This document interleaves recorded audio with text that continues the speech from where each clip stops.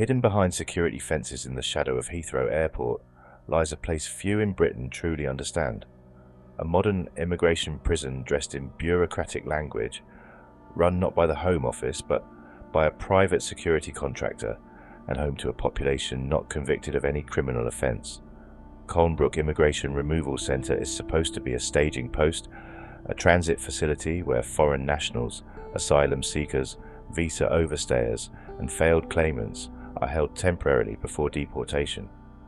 But the truth inside its walls, as revealed by the 2025 inspection report, is something altogether different. What emerges is a portrait of indefinite confinement, institutional degradation, and the quiet, systematic destruction of vulnerable people's minds. Colnbrook is not a removal centre, it is a warehouse of despair, and one of the most harrowing corners of Britain's modern border regime. Colnbrook was opened in 2004 and designed to Category B prison standards, which means it resembles a high-security jail far more than a temporary holding facility. The centre holds just under 400 men, most of them locked in their cells for up to 22 hours a day. It's run by Métier, the private contractor long accused of cost-cutting, understaffing and treating detainees as logistical units rather than human beings. The 2025 inspection found conditions that were not only unsuitable for immigration detainees, but in many cases indistinguishable from those in a maximum security prison. Concrete floors, sealed windows, restricted movement, punitive rules, and an almost total absence of rehabilitative activity. All of this, but for men whose only crime is overstaying a visa or waiting for a Home Office decision. Detainees arrive from all over, some from prison, some straight from the immigration raids, some from the back of lorries, and some after voluntarily presenting themselves to the authorities. Some are here for weeks, others are held for months. A few have been trapped in the system for over a year. Their cases are delayed by bureaucracy, legal errors, or government inertia. One man had been held for 432 days, with no indication of when or if he would be removed. The psychological consequences of this legal limbo are devastating.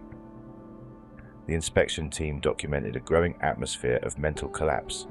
Anxiety, depression, suicide ideation, and psychotic breaks were frequent. ACCTs, the formal system used to monitor at-risk individuals, had been opened 96 times in the 6 months before inspection. Self-harm incidents had risen by 28%. Staff routinely expressed concern for the mental health time bombs in their care, yet there was no full-time psychiatrist on site, and detainees often waited weeks to see a mental health nurse. The response to psychological deterioration was not care, it was containment. Segregation units were used not just for those considered violent, but for those whose mental state had collapsed under the strain of confinement. These were not therapeutic environments. The cells were bare, the lighting harsh, and the bedding minimal. One man was found naked under a thin blanket, sobbing into the floor. Another had spent 4 consecutive days in a segregation cell with no human contact beyond food delivery and toilet checks. Committee staff spoke of behavioural management, but in reality, the use of segregation was often a form of informal punishment. There were cases where no clear documentation existed for the length or rationale of isolation. A disturbing number of detainees placed in segregation had no legal representation or ability to appeal the decision. Force was also a recurring feature of life in Colnbrook. Though the centre is not classified as a prison, staff are authorised to use restraint techniques developed in the custodial system. Incidents involving control and restraint C and R's teams were numerous, particularly when detainees resisted forced removal flights or displayed mental distress. In one documented case, a man who had swallowed razor blades in protest of his deportation was tackled by officers using full restraint gear and placed into isolation without medical review. In another, a detainee being removed was held down by 5 officers as he screamed that his life was in danger in the country he was being returned to. These are not isolated moments. They are part of the operating culture, a mechanical response to human suffering where the mission is efficiency and resistance is treated as disruption. Beyond physical control, The daily regime in Colnbrook is marked by monotony, inactivity, and arbitrary restriction. Detainees are housed in wings where movement is tightly managed. Some blocks offer communal dining and TV rooms, but access is limited and often revoked for vague behavioural reasons. Cleanliness varies wildly. In some units, food waste sat in corners for days. In others, toilets leaked or were broken entirely. Personal hygiene items were rationed. Clothing requests could take over a week to fulfill. Many detainees shared stories of having only one pair of underwear or a single blanket in winter. The staff insisted that cleaning schedules were followed, but detainees told a different story. Broken soap dispensers, infestations of flies, and cells smelling of damp and sweat. The centre's medical wing was particularly alarming. While there is a healthcare team contracted to provide primary care services, many detainees said they had given up asking for appointments. One man with a chronic respiratory condition reported waiting over a fortnight for an inhaler. Others with open wounds, dental infections, or mobility issues described being handed paracetamol and told to wait. Medical emergencies, chest pain, seizures, and collapse were often handled by MITI staff first, with ambulance call-outs delayed until risk assessments were complete. In more than one case, detainees who were visibly unwell were accused of playing up or trying to avoid removal. The default assumption among some staff was that illness was a tactic, not a reality. This attitude, repeated often enough, became policy. Perhaps most disturbing is the way in which Colnbrook deals with people who should never be in detention at all. Victims of trafficking, torture survivors, and individuals with clear mental health diagnoses were still being held. Inspectors found multiple detainees with documented evidence of past abuse, yet no proper safeguarding was in place. Even worse, the Home Office had failed to screen new arrivals for vulnerability, despite a legal duty to do so. Some detainees had no idea why they were in Colnbrook. Others were told they were being removed within days, only to remain locked up months later. The uncertainty creates a psychological pressure cooker.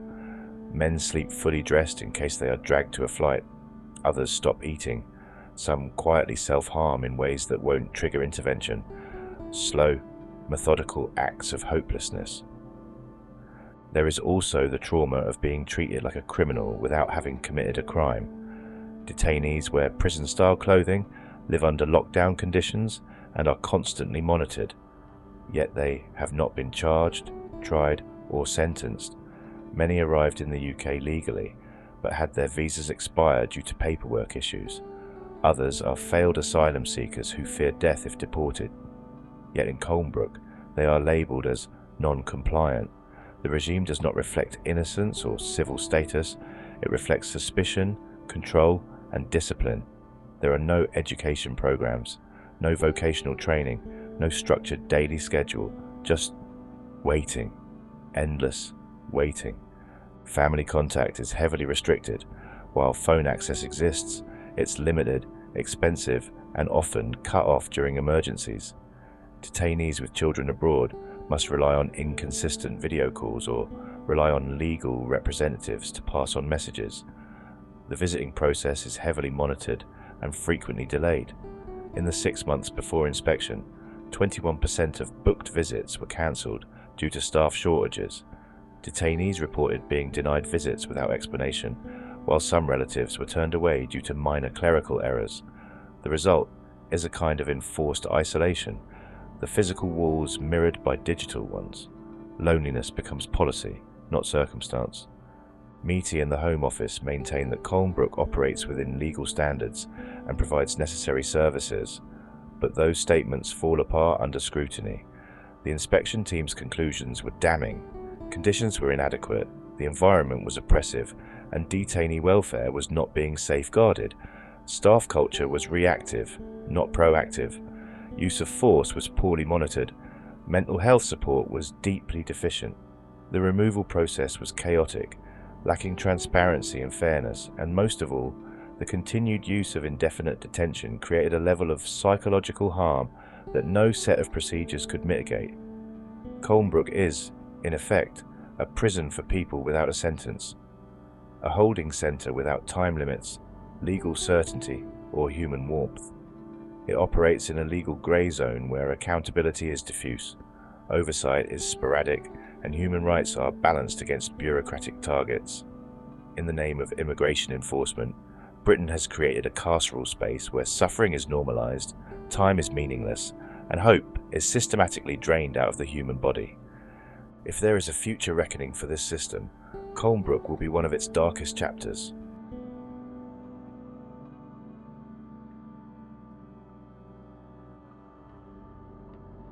An Iraqi bad man has been jailed for 15 years for beating a fellow detainee to death at a West Drayton immigration facility after taking the drug spice for the first time.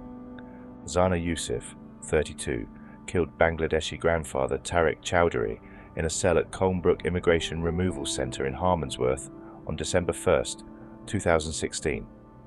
Mr. Yusuf had arrived at the centre 2 days before and had stopped taking his medication, ingesting spice before attacking his 64-year-old victim. The 32-year-old has gone into Mr. Chowdhury's cell wearing no trousers and asked him for a light before punching him with force up to 12 times when he did not respond, a court heard. Mr. Chowdhury was found lying on the bottom bunk in the cell and was taken to hospital by London Ambulance Service, but he died later the same day at 9:24 p.m. Detective Inspector James Stevenson, the investigating officer from the Met's Homicide and Major Crime Command, said Mr. Chowdhury was viciously set upon by another detainee, and the ferocity of the attack ultimately led to his death. Mr. Yusuf admitted to his role in the attack and has today been jailed and cannot pose a danger to others. Mr. Yusuf pleaded guilty to manslaughter by diminished responsibility on May 8th and was sentenced at the Old Bailey on Monday, November 13th, to 15 years in prison with a further 5 years on extended licence. Judge Richard Marks QC said spice was a drug which was associated with auditory hallucinations and led to aggressive behaviour. He told Mr. Yusuf, "It is clearly the case your ingestion of spice the day before these events must have played a significant part in your actions in carrying out this killing. Even if it was the first time you have taken spice, it was in my judgment a gravely irresponsible thing for you to have done." He said it was a vicious and sustained attack on a defenceless man and ordered Mr. Yusuf to be deported after serving his sentence. The court heard how the victim had come to Britain around 14 years ago because of his political beliefs and had been separated from his wife and 2 daughters. He was found working illegally in a fish and chip shop in the West Midlands, where he has extended family, and was told to leave the country. His sister-in-law, Farida Habib, who had attended court hearings, said that before his death, his family in Bangladesh had been looking forward to being reunited with him. She said he was unrecognisable when returned to them in a coffin. She added, "He was a quiet man and we never thought anything like this would happen to him, as he would never hurt anyone. The fact his death was so brutal and avoidable has made his death harder to deal with." The court heard of how Mr. Yusuf was smuggled into the country in the back of a lorry when he was 17 years old to avoid joining the Iraqi army. He lived in London and has convictions for 33 offences of dishonesty, violence and harassment. The court also heard how he had mental health problems and smoked skunk cannabis, which made his condition worse. He was nicknamed Bad Man by other inhabitants of the immigration facility, which he was being held in after he was issued with a deportation notice in 2014. The inquest into the death of Tariq Chowdhury, 64, was concluded, with the jury finding that failings in the immigration detention system contributed to the killing. Mr. Chowdhury was unlawfully killed by Zana Yusuf Ahmed, though the jury found that Mr. Ahmed was inappropriately placed in the immigration detention estate. On the 21st of September 2016, the Home Office risk assessed Mr. Ahmed as inappropriate for transfer to an Immigration Removal Centre, IRC, due to his violent behaviour. He therefore remained in the prison estate. Mr. Ahmed was not due to be assessed for potential transfer for another 4 months, but approximately 3 weeks later, on the 10th of October 2016, his transfer to an IRC was considered suitable. The Home Office disclosed evidence during the inquest that this was merely to assist with the reduction of foreign national offenders within the prison estate. It was accepted by the Home Office that Mr. Ahmed should never have been transferred on consideration of his violent custodial behaviour, particularly as the day before he was transferred, he had attacked another prison with a table leg. Alongside the failure to properly assess Mr. Ahmed's mental health and risk of violence, the jury found that there was an absence of an appropriate system to share information about his risk of violence, which caused and contributed to Mr. Chowdhury's death. They also found that there were failures to share information about his mental health and inappropriate staffing and handover arrangements between the night and morning of the killing, which may have contributed to Mr. Chowdhury's death. The jury heard evidence that Mr. Chowdhury was suitable for an interview for administrative removal without being detained, but that he was held in an IRC due to an error by the Home Office. Tariq Chowdhury's family said, "We want to take this opportunity to thank the coroner and the jury for considering carefully the evidence that led to our beloved Tariq's death. These proceedings have shown us that the systems are broken and that it is time for agencies to do some soul-searching. Mr. Ahmed should never have been in an immigration detention centre, and no one took responsibility for ensuring that it was safe for him to be there. Tariq became victim to his horrific assault. To make matters even worse, we found out that Tariq himself should not have been in detention. Tariq's wife and daughters were expecting their husband and father to join them back home in Bangladesh, but instead they received news of his death." Parina Kalsi of Dayton, Pierce Glynn, solicitor for the family, said, "The jury in this case have heard of a catalogue of systemic failings by various agencies, but in particular, the immigration detention estate, that allowed this brutal killing to occur. Mr. Chowdhury's family will have to live with the fact that had Mr. Ahmed been adequately risk assessed and information shared, their loving husband, father, grandfather, and brother would not have been killed. No family should have to be confronted by this fact. It is now time for agencies to rectify the catastrophic system failings that have come to light during this inquest."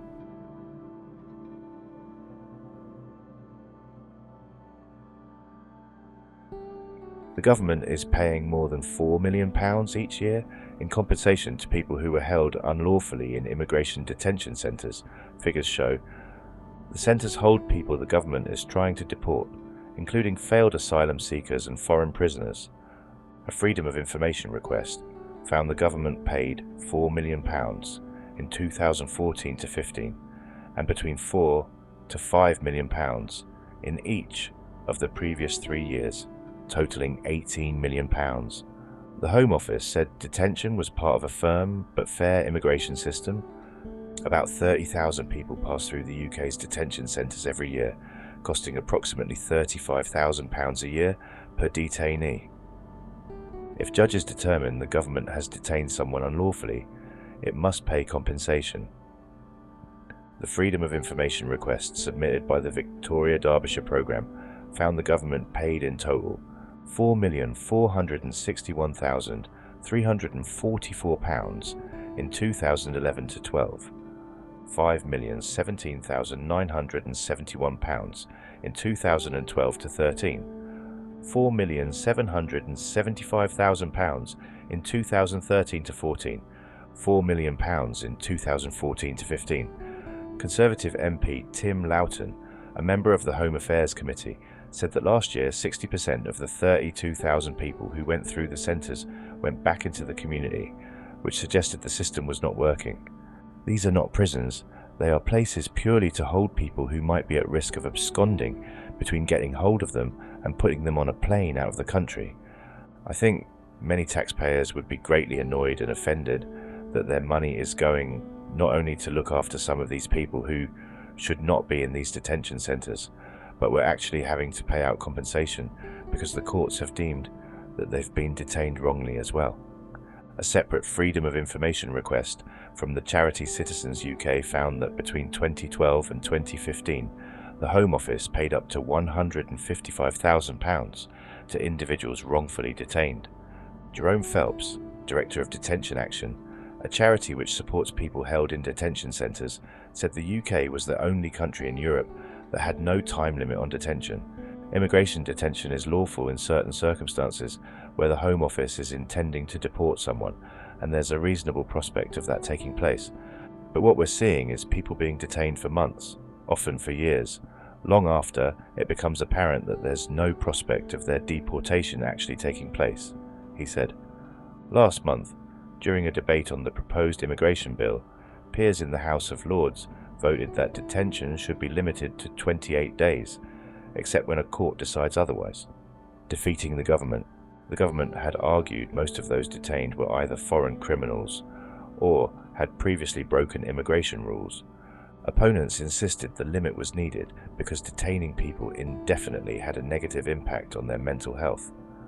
Recent inspections have found detainees being held for more than a year, and in 2 cases for as long as 5 years, at Verne IRC in Dorset and Harmondsworth IRC in West London, which is Europe's largest. A Home Office spokeswoman said, "Detention is an important part of a firm but fair immigration system, helping to ensure that those with no right to remain in the UK are returned to their home country if they will not leave voluntarily. Decisions to detain individuals are reviewed regularly to ensure they remain justified and reasonable, and, if necessary, they can be challenged through the courts. We are committed to treating all detainees with dignity and respect and take the welfare of detainees very seriously." Following an independent review by Stephen Shaw, commissioned by the Home Secretary, the government is taking forward 3 key reforms, introducing a new adult at risk concept into decision-making on immigration detention, publishing a mental health action plan, and implementing a new approach to the case management of all those detained. We expect these reforms and broader changes in legislation, policy, and operational approaches to lead to a reduction in the number of detainees and the length of time they spend in detention before removal.